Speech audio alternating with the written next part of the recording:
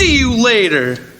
What's up, everybody? Welcome to the Loud Spot. I'm your host, Sebastian, right out of Oklahoma City. Today, we are doing something different. It's not really a musical podcast. We are trying to grow and grow the show a little bit. So tonight, we have Neil Darish on the show, and he is on the Discovery Channel's Edge of Alaska. How are you, Neil? Hey, I'm doing great. Thanks again for having me, Sebastian. Yeah, thank you for coming on the show. I'm super excited. Super excited about you coming on here. I reached out to you on Facebook. Loves the show, right? So that's what happens when I don't have cable and I'm watching Discovery Channel Plus. I go through different shows, and Edge of Alaska said that seems pretty interesting. So I'm reading the comments. That was pretty interesting. I reached out to you, and here we are. And I talked to you a couple times. So how did the show even come to fruition? Well, a long time ago, we're in a big national park, and it's the last community still in a national park. And it's been a ghost town that I've been restoring since 2001. And we had this idea about 10 years in that if the town became known, it not only would be good for tourism, but mostly it would keep the Park Service from trying to push us out. And so it was kind of a serious issue. There's 1 million acres of private land in this national park. That's 13 million acres. Okay. And it's the last community that's still there. It's not a native allotment or tribal lands. There are 600,000 acres of tribal lands in the park too that Otna have. But it was just kind of a cool thing to do. And of course, the reason why I'm intrigued about Loud Spot is we do involve ourselves in music. That was never part of the TV show. But right. What we're building is a community. When I started, there were people living there, but it was a few dozen. And even now, there's only, 30, 40 people that live there year round. Right. We're surrounded by more mountains and glaciers than anywhere on the planet. So the show got started because we were kind of in turmoil with our neighbors. The Park Service, these are professionals that are in the national park for the same reason we are, because we love wilderness. But in that wilderness is this community, and it's all a lot of young energy, and it's all about, extreme sports in a way. Like normally when you go on vacation, hot air balloon or snorkeling or whatever, anybody can do it. But a lot of stuff out there is more like scuba diving. You kind of need a little bit of training, or you're really into mountain climbing.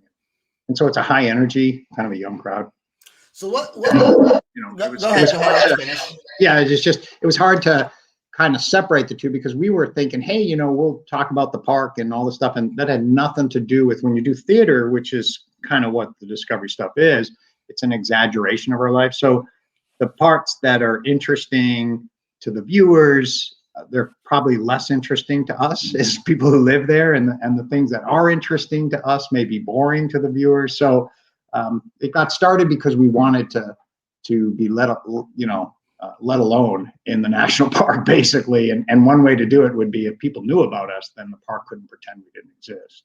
And so it's I'm kind of being harsh in a way, but the relationship is really great now, as far as how it is to be a local in a national park. It's the last community still in the national park, and that's important. So the show doesn't really get into that too much, but that's why we did it. And it started because we approached, and then we were approached a few years after our approach to them didn't work. They came back with an idea. So how do you approach you guys approached Discovery? Was it Discovery Channel, or was it just like other networks and decided? Yeah, so like for people out there that are thinking, how do you get into this, right? Like how we were told by others from outside, hey, this should be a reality show because there's all kinds of crazy stuff going on, and our lives are different. But I understand now, having been through it more than I did when we started. And I think the thing that we did was we hired somebody to come up and film us and do what's called a sizzle reel, like a few minutes of what it would be like with these people. Okay. And it was shown to all, like Discovery, Nat Geo, and Food Network, and others came back. But the version we were doing was summertime, and it was with our crazy chef doing all kinds of fun experimental things. And each one of the networks came back and said, yeah, we like this idea. We like the characters, but can the chef hunt for the food? And I said, well, are you out of your mind? We're in a national park. Okay, so now fast forward to today. If I go back to 2011 when we made that approach, and they had said that, I'd say, are you kidding me? We're serving polar bear on Thursday. Get your octopus. Right. So that's, so part of it is being able to poke fun at yourself and the ideas, but for your audience, there are definitely people out there that have an unusual life, right? We all have an unusual life. And how do you make that dramatic if you were going to try to promote it using that avenue? Let's make it relevant for your listeners, right? So they've got something exciting. They got what you have to do. It's remember that all of this is character driven. So it's less about, what the obstacle is, and it's more about how you overcome obstacles. And so by the time the audience realizes that, I'm not going to kill the other guy or the other guy's not going to kill me, they're suckered into the characters. And so that's what drives it. So if you've got interesting personalities, and I've seen some of your podcasts, so you got interesting personalities, right? And so to have them come across in a way that makes sense, you have to be able to let go of what you're attached to, which is your ego and your personality. And yet you still have a big ego, or how do you get into entertainment and the front of stuff? So I'm the only advice I'd have for people who are trying is, of course, to persevere, don't give up, don't take no as an answer, right? And have great entertaining personalities, bigger than life kind of things going on. Because the people that watch these shows, it's not an insult. What it is they have a 9-to-5 life, right? We're all in a world where at least when we're young, we don't want a 9-to-5 life. And so I was fortunate enough to live something a little different than 9-to-5.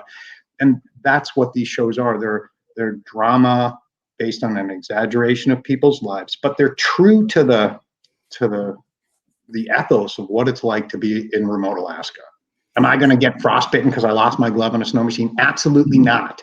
But would it look like I'm going to die on the snow machine in the show? Yes, because that's what gets people in the drama. So if you let go of that and you let the producers help create the story, they're not going to write scripts, but they are going to know that, Sally and Ralph do this dance every day at this time, and that's their relationship and that's their dynamic. And so the producers can bring out the dynamic. The hard part is finding people who have a big personality and are willing to give it, everything to the producers so that they can make it work. That's really hard, to let go of protecting yourself.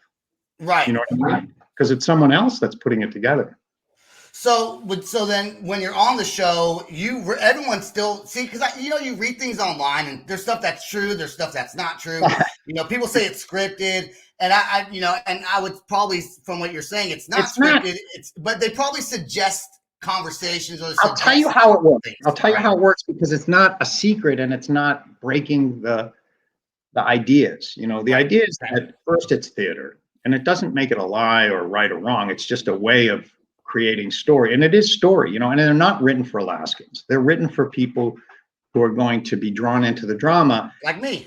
Like character, but you're a character too. So if it was the other way around, and I saw your podcast, so I've seen what kind of character you are too. Otherwise, there wouldn't be something there, right? So you have to have a dynamic, a personality. Like there were lots of people that wanted to be on the show, many more that didn't, it had nothing to do with it. But the people that were brave enough to want to be in it, there were some people that I wish could have been on it, but they would have talked like this.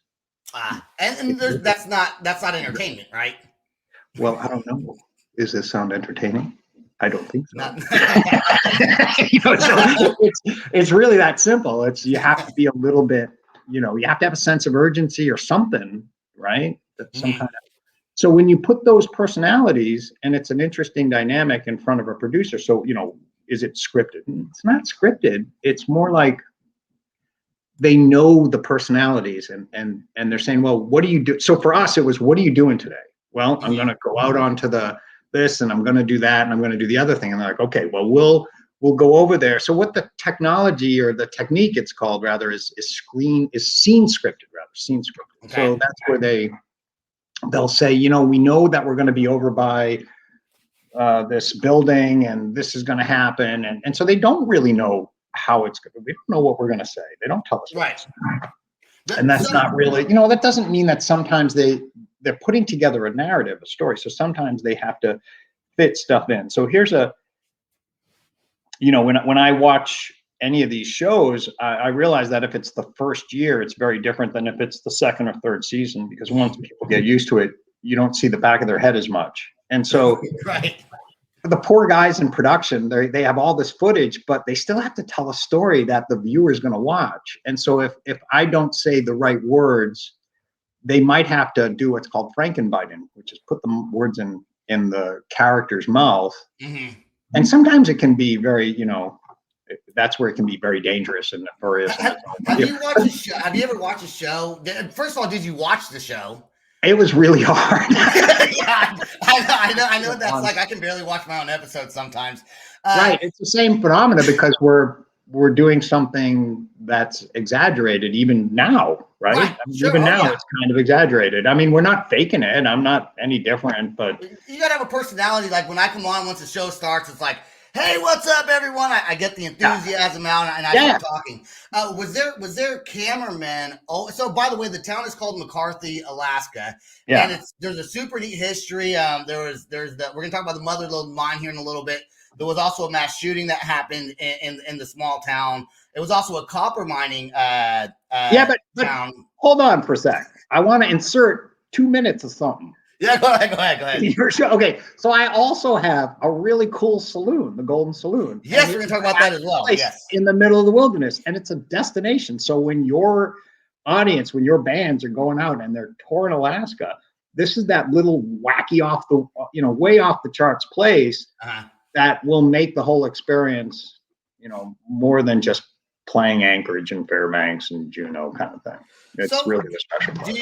Do you get? I mean, we get some fun bands. You're gonna go to McCarthy, Alaska. It's not like a place you're just gonna stop by because you're on tour.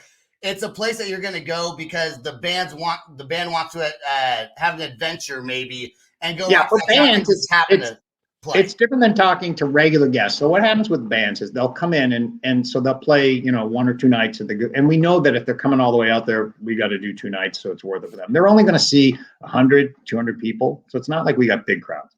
Right. We're going to basically comp the whole stay so that they've come all the way out there. What can we do? Well, we can show them a great time and have them have an awesome, part of their Alaska vacation. But after the first night, they're going to make friends. All the locals are going to hear them. And, assuming they're talented, they're going to get invited to go on ice climbs and out rafting and whatever. It's just making friends in that little community and being part of that community. I mean, art is what makes a place hip. And so and we do a lot that's, artist driven, or we have a big artist residency program. And the bands, although they're not part of the artist residency program, it's still a big part of what makes a place interesting and hip. And so it's a ghost town that's been restored, and now it's no longer a ghost town. It's more of a tourism place, but it's not giant. It's not like Denali where there's 1 million people a year. We get 30,000 people a year. That's pretty so for your audience, if there are bands that are going out to Alaska and they remember McCarthy and they start looking up, it will make sense then. So just putting a plug in here. Now back to what you really wanted. So that was me selling my book. Is there cameramen that follow you around like the whole time while you're doing the show? Is there always a cameraman next to you, or is there do they schedule the time that the cameraman's going to follow you around? So for all of these shows, right? Like there's a lot of different types of shows out there. The Edge of Alaska had the highest production values. I mean, it's pretty obvious. They put a lot of money in sound as well as in cameras, and the director of photography, this guy Glenn Evans, amazing. In fact, I probably wouldn't have stayed in the show if it wasn't for the director of photography, Glenn. And then this other guy, Seth Goldnick, he actually created the show. He was the kind of the genius behind it. But it's very, very real in the sense that, Jeremy and I are best friends. But in the show, there's a lot of this energy back and forth. But it tells the best version of what's it like to live in a place like McCarthy. And so even though it's somewhat exaggerated, I think it does an amazing job, better than I could do without the show. I've spent decades trying to explain what's McCarthy like. It doesn't do anywhere near as well as what that show did to show what's it like to actually live there, year round. Mm-hmm. And so, I think for the most part, there's a couple of people that drive the show, but they don't stand around next to you all day. That wouldn't make sense. They wouldn't be able to write a show. It's more like we all get together as a group for a certain amount of time, and they do their job, and we know what we're doing in story in the sense that, okay, we have to go and find that lost animal. And so what's going to happen? Well, in the real world, you go out and look for that lost animal and you find them or you don't, right? And then maybe they're dead or maybe they're not. Okay, so in any version of story, it's 3 beats. So, you go to the edge of the forest, calling out for your pet dog and you don't find him, and then the next beat, you go into the forest and you're looking and you see trails and you even see the dog and he runs away and then it gets dark and you can't find him that time either. The third time you go in, you're going to find the dog. Right. So 3 beats. So we learn that stuff, not because they need us to know it. It's just good to know what do they need in order to tell a story. So once you realize that, it becomes easier, right? So let's say you're, or someone in the audience or someone wanted to tell any kind of story, it's always 3 beats. It doesn't matter if it's a movie or a reality TV show. So are they scripting that? No, but they know that if we're doing a story where these 2 characters are going to climb the mountain, it's got to be a struggle. Right. Something's going to happen. Now, do they throw a rock at you and you go, what happened? Some shows will do that. Our show didn't do that, will boring things happen because the producers don't make anything happen? A lot of times, but it's all over the map. It's there is no one formula that works for any show. The concept is these guys doing production have to tell a story. Right. And the people in front of the camera want to protect their identity, but yet we're all vested in our own story and we want to tell our stories.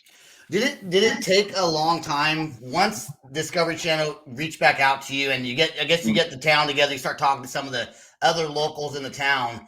Were you surprised by how many people didn't want to be on the show? I was shocked. I was so stupid. I thought everybody, who wouldn't want to do it, right? Like I did it, yeah. Example, right? As an example, my business partner, who's a dear friend, great mentor, I asked him, I was like season 2 or 3, it's like, hey, they want some more characters and I'm suggesting you because, you could even be more hated than me. And his response was, you mean check the box, be in a TV show? Sure. And that's what I thought everyone would do. Like, what you talking about? Be on a show? Why not? But actually everyone was very, very afraid. And it took me a long time to figure out why. I got my opinion, it's like, suppose you live a remarkable thing in McCarthy and you're not part of the show, right? And then you go down to your hometown in wherever, Texas, Boston, something. And you're talking to new people and they're like, where are you from? And you go, oh, I'm from Alaska. Oh, we're in McCarthy. And then they immediately go, did you see that show? And they know what they saw on TV and you can't talk them out of what they've seen on TV. So right, because it's in their head, it's already what's true. Yeah. So I've got very dear friends that I genuinely feel bad. They're in McCarthy and they really resent that we did the show. They may not love me or they may not hate me, but the point is that they really resent that we did the show. And it took me a while to figure out why. And it's because we have fucked with their identity. And not intentionally, mind you, but right.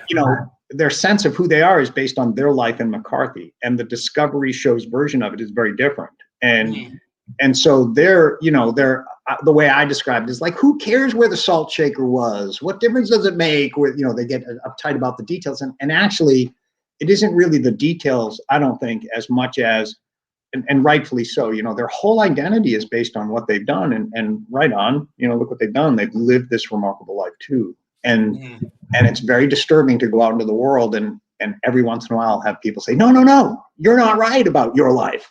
Because I saw on TV. Yeah, so, what it's supposed to be like. Is it weird when someone new moves into town that, because the population of 30 or 40 people is not very big, so you would assume everyone pretty much knows everybody in town, right? I'm sure some people probably stay to themselves a little bit more. You have the bar, so I'm sure a lot of people go there, but.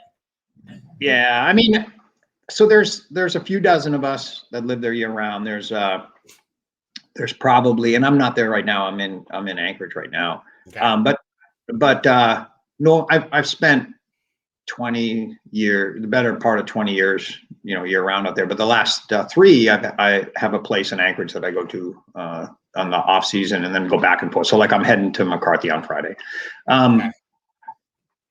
But sorry, what was the question? It was. Is it worrisome when somebody new moves into town that you don't know? I'm sure people get the red flags, right? Because I'm the wrong guy. I'm the wrong guy to ask that. I welcome everybody. I'm not the police. I'm not there to be the mayor. I'm not there to be the governor. I'm there to be left the fuck alone so I can do what the fuck I want. I don't mean anyone any harm. I just have this project and I want to fix this place, and I'm having a blast doing it. And that's why I'm there. I'm not there to tell anyone what to do. And I love the hospitality part. I love all that. So I'm just doing my thing. And when new people come in, I'm the guy that's welcoming them. Okay. Right. And that sometimes has been a bad thing because there's been some bad people. It's not my fault, Of course, and people get you don't know for it, although there's been some things in town that I get blamed for all the time because I'm visible. But the reality is that it's an awesome community. And it used to be a bit harder, which was good. I liked it better when it was a bit harder. It's kind of like a filter. So it used to be that you trammed your way across the river, before there was a footbridge. So you get all the way down this 60-mile road, and then you got a river and you can't drive. So what do you do to get across the river? You have to pull yourself across on this cable, and it's a couple of 100 feet long, on this tram car that just it's the only way there for years, and so as it gets easier and easier, then the people that come in and move to a place like this are less and less self-reliant. They're more and more dependent. So let's say somebody comes and moves to a place like McCarthy.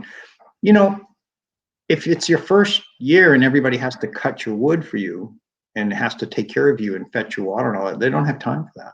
Right. Year 2 and 3, once you've proven yourself, they would do anything for you, right? Because they know that you'll be okay. But people can't do your daily chores or whatever it is in the homestead life, and that's kind of what matters the most is do you, the person moving in, have the personality to make it work? Do you have the personality to actually pull it off? So it's really up to the person, is if they can make it happen. It's entirely up to them. So pretty much, if you're going to go there, you better have some wilderness training skills. Harder to survive. You don't need it. Nah, you can do it. Actually, the truth is that it helps to have a great attitude, but that's different than the skills. So attitude is different than skills. So people with the skills will do very well, but people with a great attitude will do better than people that just have skills. So nobody that lives in Bush, Alaska, is born with the knowledge. Even if you're born in Alaska, you still have to learn a lot of survival skills. But again, it's attitude, like anything, more than how are we going to make this happen? In order to ask the question, how are we going to make this happen? You have to be alone. I think life in general, honestly, is about attitude and how people perceive you. Because a good attitude is going to take you a lot farther in life than just being a dickhead. And it's true. I want to get on to the mother lode mine because the show is a big part of the show. Sure. Mining, which is what you were opening up for tourism, right? And so it was a copper mine, right? Back in so back in the day, it was Kennecott Copper Mine was actually the largest copper mine, the richest copper mine to ever be discovered. It was back in the day, it had 90% pure ore, and so the ore to this day, nobody's ever been able to find anything even close to that.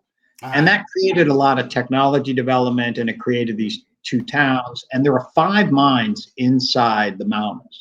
And these mines are essentially, the mother lode mine, that was the subject of the Discovery show. Sure. That's owned by a friend of mine. So it is one of the 5 mines. It is the biggest mine. It really will be, I hope, a tourism destination someday. It's probably going to take.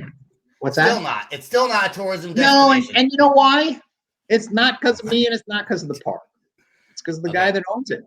There are a lot of people that really struggle with how do they make a commercial deal.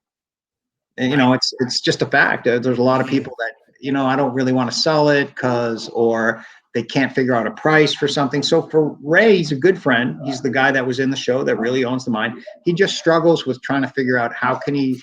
He knows that if he let me off the leash, I could get it done. You know what I mean? Like we could make it happen. I mean, it's in the historic tramway district, so it's not a conflict for the park. It would help the park actually interpret.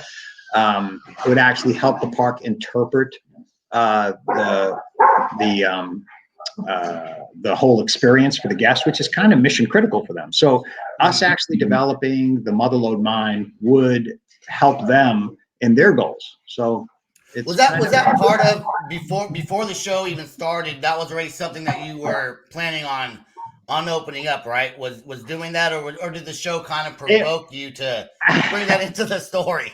Yeah, right. I mean, so one day Ray calls me. Okay. This is a good way to describe. So one day Ray called after the show was airing and all that, and there was a part of the show where one of the characters explains one of the details. I don't want to get too into the sure. Yeah, and there's nothing wrong with that. It's just that's one of the characters that the viewers would know. Okay. And then there's another character that's a friend of Ray's. That's a minor, the guy that had all the dynamite. Mm-hmm. Very cool guy. Yeah. But what Ray was lamenting to me in a phone call was the idea that the technical guy couldn't tell the technical story. So think about it from an engineer's perspective. Ray's an engineer, and he really wants the engineer perspective in that show, right? Mm-hmm. You know how like when people say, "Yeah, why doesn't the show do this or that?" The producers know what they're doing. Right. Total respect. A producer, your guy Sam, he knows what he's doing, right? Yes, he does. So yes, that's right. Real valuable thing to happen. So I respect that. Okay, so if you disrespect leadership and what's actually happening, you miss out, right? So we didn't miss out. We knew that there's some experience that could be done, but Ray knew that this guy would be the best guy to tell the story. So his version was yelling at me about why couldn't I have, or not really yelling, but really kind of upset. And what I said was, well, Ray, we've been talking about developing a mine there since for how long? For a long time, many years. And but I got squeaky hinges on the door, and he's got tons to do. We never would have gone up there. Meantime, we're taking helicopters up there, and we're flying through, and you're making progress on the mine development. And you want to bitch slap Discovery because they're really helping us achieve our goals while we're, making a great story for them. I mean, I love what we made. And that's when Ray realized, oh, right. As long as we're having fun and we're making great stories, that's actually what our job is and what we're trying to do. And that's what the audience really wants too. And it's what Discovery wants. So we're all really winning, but it's very easy to get caught up on, but it should be this way or that way. So it's a group effort. You know what I mean? Like, the dynamite scenes were one of my favorite scenes. Especially what was that drives the airplane that they dropped some dynamite sticks. I think to you guys on the mountain. Like, that really happened? Like, he really dropped it. All of those things that you saw really happened. That's crazy. That's cool. That whole idea of dropping stuff, the idea of avalanche control, the ideas are correct, and they happen that way as we told that story. I guess my frustration with the Motherlode is that it's not a tour already, and that has nothing to do with Discovery. Sure, of course not. They would have loved to keep going and all that. And I think the reason, as I was saying before about the production of the show, it's a very expensive show to make, and it was just great production value. So I think that's probably why after 4 years, at one point, I think in 2017, Discovery purchased the other half of cable television, purchased Scripps Network, and so they had to cut some shows. And even though we had 4 years and we were actually greenlit for year 5. Yeah, I know. We were greenlit. Wasn't. Yeah. And normally when something's greenlit, you can't pull back, but they purchased Scripps Network for $13.5 billion. So fair enough, And I was actually really perfect. And sure, I'd do it for the rest of my life, but I had such a great time. I have no regrets. No, okay, so and I'm gonna let you go here pretty soon. We're hitting the 30-minute mark, but before I let you go, I want to set the record straight because you watch stuff on YouTube, and I did a lot of research, and there's some YouTube video that you're not even really on it. They're just showing clips of you and different things from the film, and it says that one of your biggest, I don't know who made the YouTube video. It says one of your biggest regrets in life was doing Edge of Alaska with Discovery Channel. You regretted that. Oh my God, no! Yeah, I know. So I'm gonna comment with this video on that guy's. I got to see the video you're talking about. Like, how do they get? I mean, I'll send you the link. My character was kind of creepy to me. Like I'm like, wow, but I don't understand how the idea that we were not having fun, I guess we're fighting, but it was a blast. It was one of the coolest things we've ever done. That's one thing when you get out there in the public's eye, you know, people can make stuff about you that you don't even know that's out there. People's opinions of me are none of my business. That's a separate category of their stuff. I never. Yep. So Neil Darish, look, I'm gonna tell everybody and what drew me to you in the first place was your personality. You're an entrepreneur. You have the bar, you know. Didn't you own the town at one point or most of the buildings, and you wind up selling it? I'm really visible. I've got currently I have 11 businesses in town with Don, who is a business partner that you saw on the show. Yeah. Yep. And the oil guy, right? I mean, I'm not going anywhere. We had it on the market for a few years, and what we learned was nobody wants to buy a bazillion-dollar lighthouse 1,000 miles north of Maine, because that's kind of what it's like. It's a one-off thing. It's for, you know, and we love it. So we're having a blast with it. Anyway, I really appreciate having me on, Sebastian. It was a surprise, and thanks. Yeah, absolutely. Stay right there. Don't go anywhere just yet. I want to thank everyone who watches The Loud Spot. Please go check out Edge of Alaska on Discovery Channel. If you have the Discovery Channel app, you can go and search it. There's 4 seasons. It's a great, I watched every single episode, loved it. Thank you, Neil, for being on the show. Check us out, www.theloudspot.net, patreon.com/theloudspot. We got merchandise. Check us out on YouTube, Apple, Spotify, Deezer, all the above. And that's all I got. Peace out. Rock on. Much love. This is the Loud Spot outro by nothing short of tragic. Is this all talk with no action? No. Is this my thoughts with distraction? No. Is this what I bought that's in fashion? Or is this the Loud Spot with Sebastian? Yes. Does nothing short of tragic have us back again? Yes. Does everything that's good really have to end? Yes. A pimp host has a pimp show, so to get more episodes, make an order, this is over. Thanks for watching our video. Don't forget to click the like and share button. Don't forget to go to our YouTube and subscribe. If you want to listen to our audio and pick up some cool merch, go to www.theloudspot.net. Peace out, rock on, much love.